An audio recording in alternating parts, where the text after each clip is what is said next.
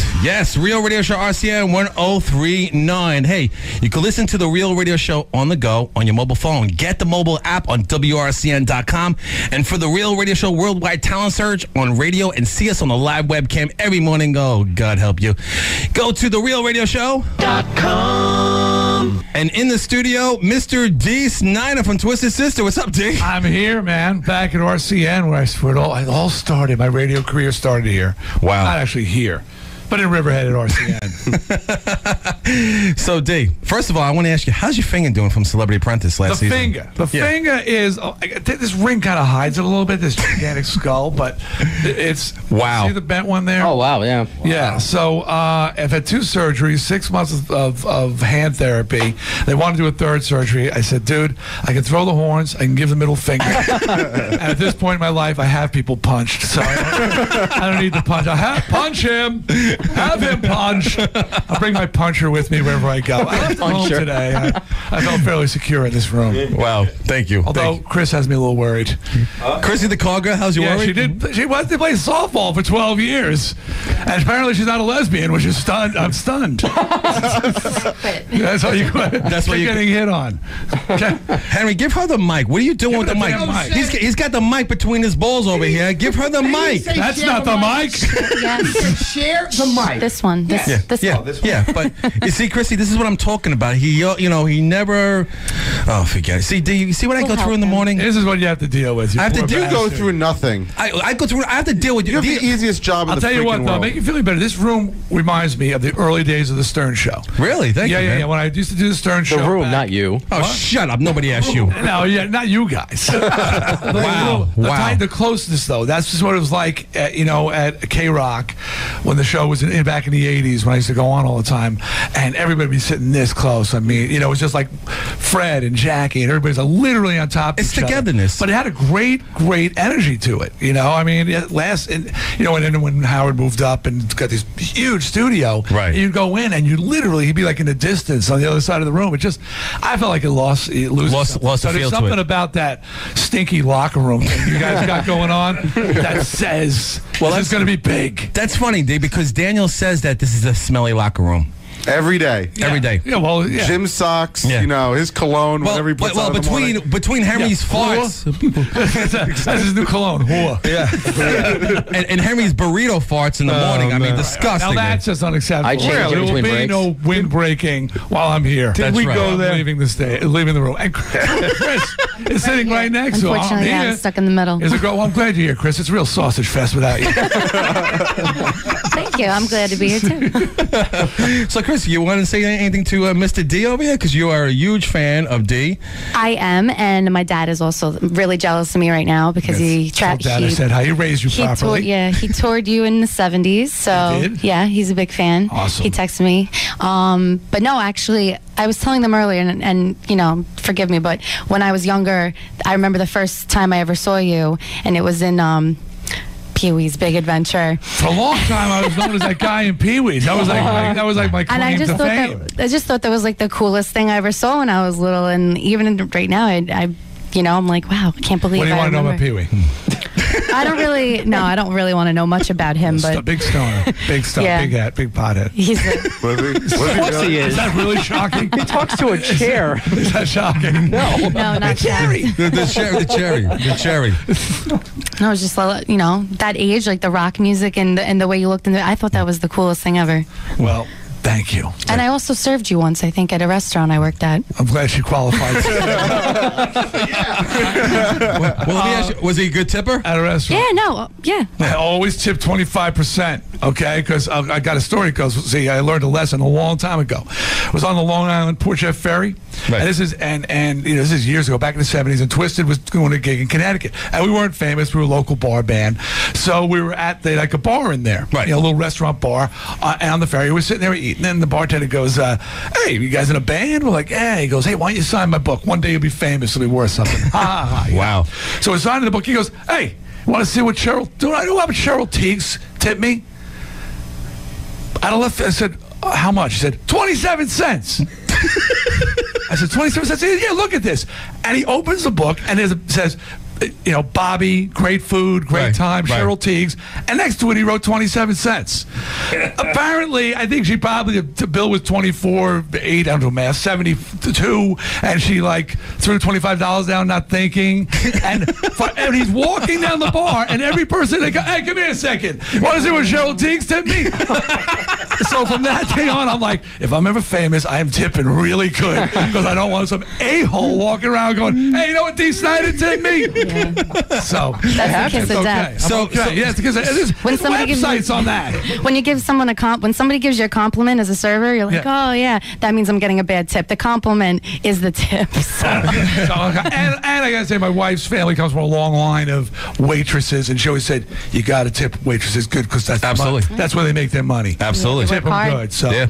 And work hard. So I don't want them spitting in my food. No. I don't ever see Waiting, that movie? Waiting? Oh, yeah. Waiting. I don't want a garnish on my hamburger. Remember the garnish?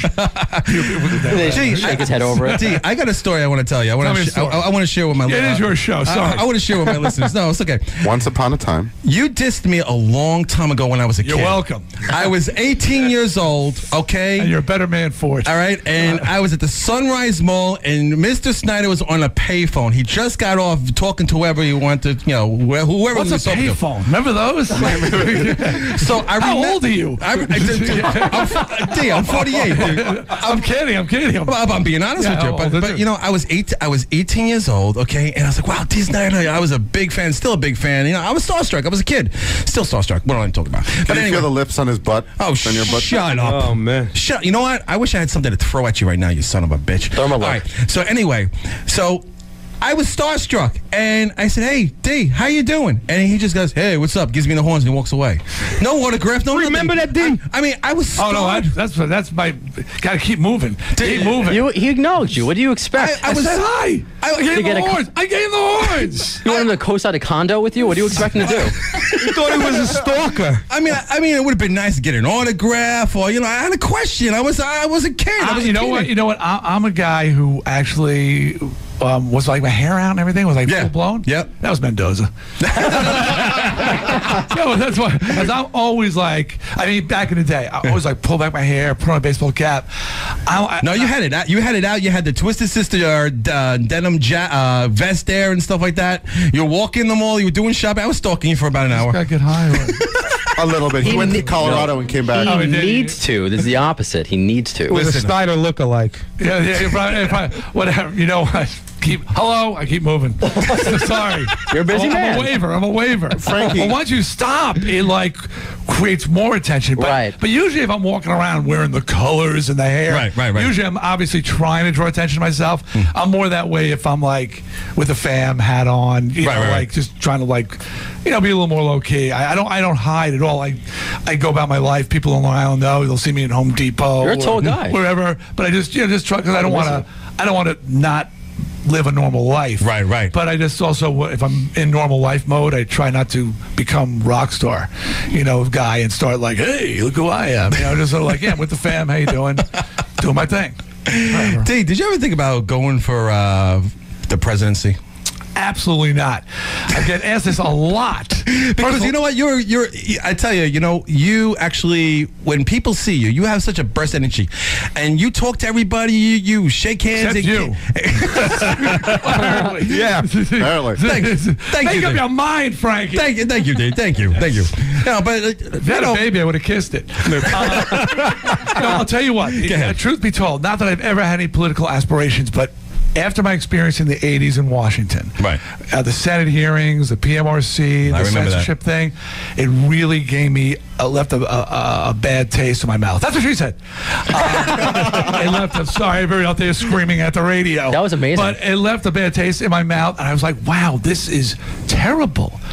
This is, I'm much older than you guys. I'm in my 50s, so I grew up thinking somehow, I don't know, Washington, D.C. was like Oz. It was great, powerful people were doing special things. Right. And after my experience in the 80s, I said, these aren't great, powerful people. These are pieces of crap. Wow. They've got their own agenda, and they don't have our best interests. They've got their political interests. They're not doing it for us. They're doing it for themselves. So I left Washington that day. I'm not anti-American. I love this country, but really disheartened by the political system. And I think a lot of people are disheartened with the political system. Well, it's terrible. There you have it. You know, I always wanted to... It's the best one in the world. Yeah, absolutely. Absolutely, yes. I thought when you said Oz, you're going to go to the prison TV show. No salad tossing on this show. It's a morning show.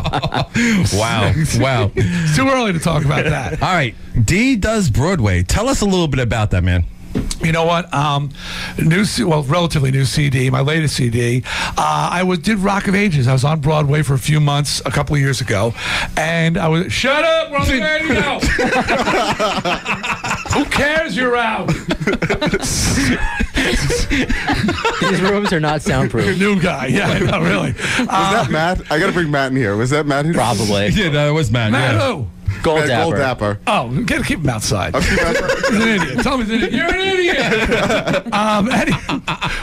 So I did Broadway, and I grew up in a household where we used to go to see a. Yeah, that's it. Oh, he's getting up. Oh, he left the room. He's getting up. He's going to the hallway right now. Vic ran. I don't have my puncher with me.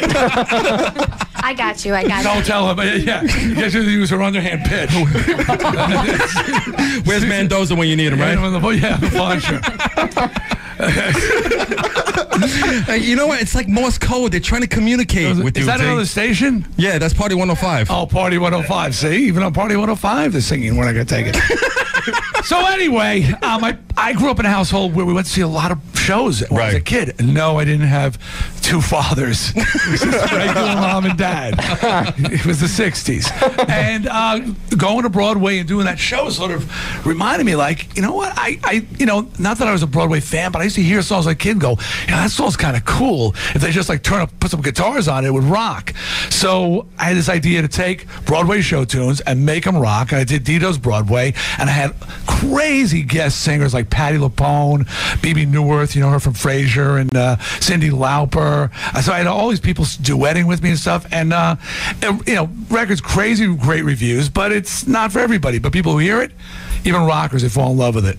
I tell you, I like it, man, because it takes you. It's like a roller coaster ride because you don't know what to expect. Well, exactly, and you know what? And I'm at a point in my career where I want to do things that are fun.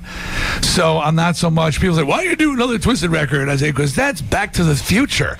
That's great, Scott, Marty. We got in the band van and we went back in time. That's it's pretty like good. Making old music today that nobody plays. Right. You know, that never doesn't get on the air and doesn't sell, and nobody. And and I call those songs in concert the bathroom song. Because the minute you go, this one's off the new record, you can see people standing up and leaving. Sit your ass down. Great. We just spent a year in the studio, and you're going to the bathroom. So people, I get it. From old bands, I want to hear the old stuff. So if I'm doing new stuff, I just want to have fun with it and feel like this was challenging. And when you go to a Twisted Sister concert, do not stay in the first row. And if you have to go to the bathroom, just hold it in because they will tear into you. Well, you have to be in the front row, especially during the Christmas concerts, though. Yeah, you want to get the condoms or the candy canes. Or phone, or that's what I throw out. At a Christmas show? Yes. Where does the condom? Twisted Christmas. Fair enough. Santa throws out condoms and candy canes. Touché. Something for everybody. I'm Jewish. I don't know. He's Jewish. We're going to actually, We're having a Christmas party. We're going to have a Christmas party for him. A Christmas party? Yeah. Because I feel left out. And I told him. Well, I think Christians are trying to be more inclusive these days. So you can hang out. It's an equal opportunity holiday. Yeah. And then we were going to do dreidel wars too for Hanukkah. That's nice. That's always the Jewish holidays aren't quite as exciting. I'm a half Jew. My mother was Roman Catholic. Really? My father was. So you're Jewish. a cashew. I'm a what? A cashew. Yeah. Well, actually, I was raised Protestant because my mother was excommunicated. She married a Jew. And my father, being the least Jewish guy in the world, when they said, "Today you are a man," he said, "I quit." 14. Wow. They said, "What?" He said, "I quit." He said, "I'm a man." So but I was raised a Protestant, which is why we're not going to take it. First 6 notes are, "Oh, come all ye faithful." That's a whole other story. Wow, good stuff. Now, How did you get picked for Celebrity Apprentice All-Star? How did this happen? I mean, I see. Truth or a lie? Tell me the lie first. They looked at all the celebrities who played over the years, and they saw, Dee was a real standout. Amongst all the who are on this show, Dee was a real standout. We want to bring him back. Dee, did you give 110% the last episode? 110%. We just finished shooting Celebrity Apprentice All-Stars, and they actually banned that saying this season. No one could say, actually had a jar. If you said 110%, you had to put $100 in it. Really? So $110. No, but the truth is, I'm although they would never say this to me, right. I'm sure they had a list, a long list. Okay, here's all the celebrities we've had. Here's what we would like, and most people's reaction, apparently, I found out, was no. Most people said when they said, "You want to go? We like to have a show." No. It is really tough. It is grueling. Right. It is way more Survivor than it is Jersey Housewives. Right. They show the girls fighting and stuff. They kind of focus on that, but they don't tell you it's 16 hours a day, 6 days a week, 3 shows a week. Right. So it's challenge. You do a challenge, you work on it for a day, you deliver it the next day, you do a boardroom that night, the next morning, 8 a.m., another challenge. Let me ask you something. Do you feel that some of the celebrities crossed the line in disrespecting other celebrities? There are people who absolutely. I mean, but I don't know if it's so much that they're disrespecting other celebrities or they're just pieces I'm pointing of out crap. to one individual, Lisa Lampanelli. Lisa Lampanelli, who's a friend. Right. She was mind-numbingly bipolar. Let me tell you, you see edited versions. Those boardrooms are going for 2 hours, and they were mainly the girls like losing their minds, and the guys sitting there just with their mouths open, looking at the other side of the room, going, "What the hell is happening over there?" Wow. So Lisa, but in fairness to Lisa, she'll target anybody. I mean, it's not that you're a celebrity; you're just a target. And in the real world, she targets regularly. If you were, she's not saying, "Oh, you're a celebrity, I'm gonna." Right, exactly. She says, "You're a human being. I'm going to destroy you." You don't have to answer this question right now because we're going to take a break. Do you feel that she crossed the line with Lou Ferrigno? All right. Hold that thought. We'll be back after this with the Real Radio Show with Dee Snider. RCN 103.9.